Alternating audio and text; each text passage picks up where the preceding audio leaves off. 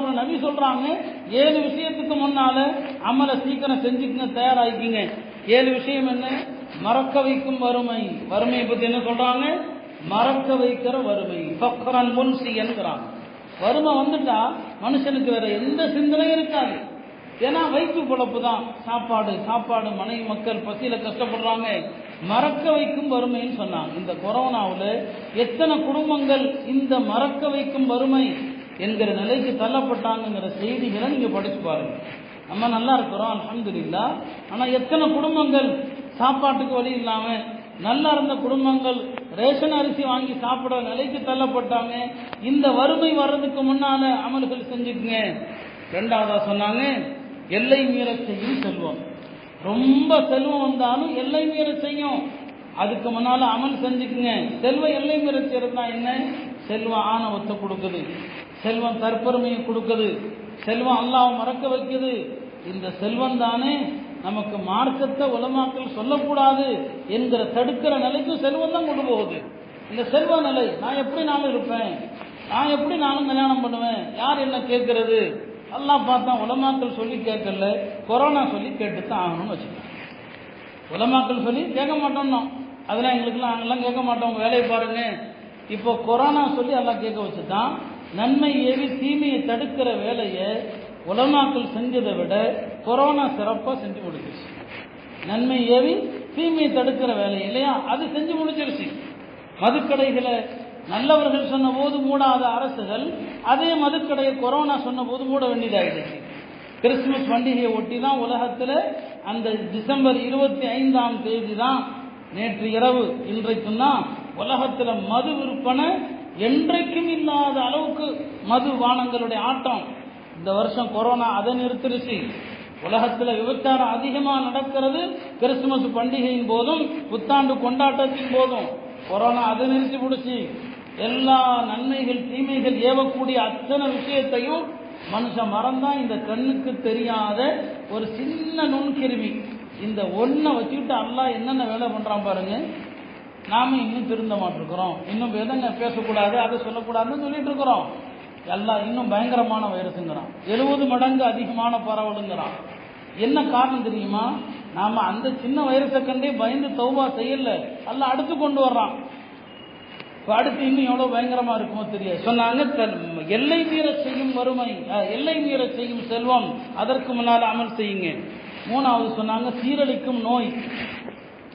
சீரழிக்கும் நோய் வர்றதுக்கு முன்னால அமல் செஞ்சுக்குங்க. இப்போ வரக்கூடிய நோய்கள் எல்லாம் பாதுகாக்கணும். சீரழிக்கிற நோய் ஆக்கா இருக்குது. எத்தனை வகையான கேன்சர்களை கேள்விப்படுறோம், எத்தனை வகையான புற்று நோய்கள். சில நேரங்களில் இந்த மாதிரி நோய்களை கேள்விப்பட்டா நாமளே பலவீனமாயிடுறோம். நான் என்ன பற்றி நான் சொல்றேன், நிறைய தெரிந்தவர்கள் வேண்டப்பட்டவர்களுடைய விஷயத்துல கேள்விப்படுகிற போது மனசு ரொம்ப நொந்து போய் விடுகிறது. என்னன்னா நான் எல்லாருக்கும் தெரியும், ஒவ்வொரு தமிழ்ல துவா செய்கிற போதும் எல்லா தொற்று நோய்கள் புற்று நோய்கள் இருந்து எங்களை காப்பாற்று.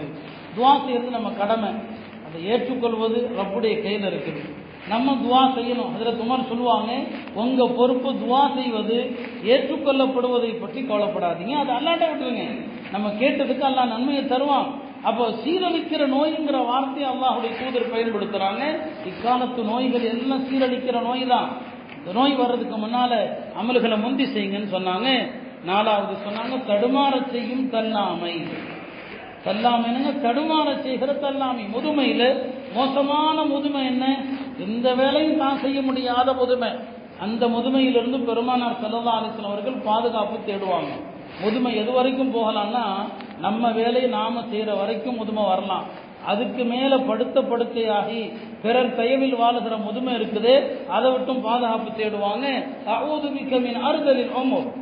இந்த தள்ளாமை முதுமை இருக்கு இல்லையா, அதிலிருந்து பெருமானார் ஸல்லல்லாஹு அலைஹி வஸல்லம் அவர்கள் பாதுகாப்பு தேடுறாங்க. அதுக்கு முன்னால நீங்க தயாராகிட்டீங்க. அடுத்து சொன்னார்கள் திடீரென தாக்கும் மரணம். திடீரென்று தாக்கக்கூடிய மரணங்கிறது இப்போ ரொம்ப அதிகம். நம்ம இந்த ஒரு வருஷத்துல இப்போ ஊர்ல எத்தனை மரணங்களை பார்த்தோம், யோசிச்சு பார்த்துருப்போமா? பேர் சொல்றது நல்லதில்லை, இவங்கெல்லாம் மூத்தா போவாங்க, இவங்கெல்லாம் மரணிப்பாங்க. வாலிபர்களிலிருந்து நடுத்தர வயது முதுமை வரைக்கும் எத்தனை பேர் இந்த ஓராண்டு காலம், இந்த ஜனவரியிலிருந்து டிசம்பர் வரைக்கும் கொஞ்சம் அசை ஓட்டு பாருங்க.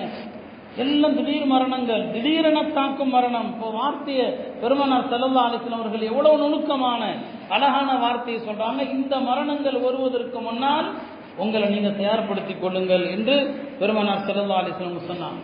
ஆறாவதாக சொன்னாங்க, தஜ்ஜால் வருவதற்கு முன்னால் அமல் செஞ்சுக்குங்கன்னு சொன்னாங்க. தஜ்ஜாலுங்கிறது ஃபஷர்ருன் காயிபுன் யுன்தவர், மறைந்திருக்கிறான், அவனுடைய தீமை எதிர்பார்க்கப்படுது.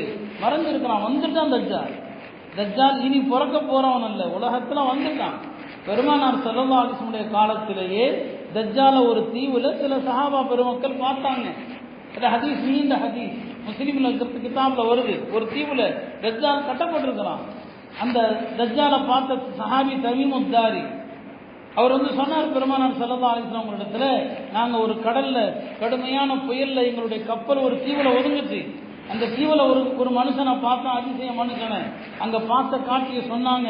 இப்போ மறைஞ்சிருக்கிற தீமை எப்போ வரலாம் சொல்ல முடியாது. உலகம் தஜ்ஜாலுடைய வருகைக்காக கிட்டத்தட்ட ரெடி ஆகிட்டு தான் இருக்குது. உலக யுக முடிவு அடையாளங்கள் எல்லாம் வந்துருச்சு, பெரிய அடையாளங்கள் மட்டும்தான் வரல. அப்ப தஜ்ஜால் வர்றதுக்கு முன்னால அமல் செய்யுங்க. தஜ்ஜால் வந்துட்டு அல்லாஹ் பாதுகாக்கணும். மிகப்பெரிய குழப்பம் அந்த குழப்பம் தான். எல்லா நபிமார்களும் எச்சரித்த குழப்பம் அதுதான். வெள்ளிக்கிழமை சூரத்துல் கஹ்ஃப் ஓதுங்க, தஜ்ஜாலுடைய ஃபித்னாவிலிருந்து பாதுகாக்கப்படுவீங்கன்னு சொன்னான். ஏழாவது என்ன? கியாமத், யுக முடிவு நாள். எப்போ வரும்னு சொல்ல முடியாது. அல்லாஹ் குர்ஆன்ல சொல்ற மாதிரி லா தஅதீஹிம் இல்லா பக்தா, திடீரென வரும். அதற்கு முன்னால அமல் செய்யுங்க.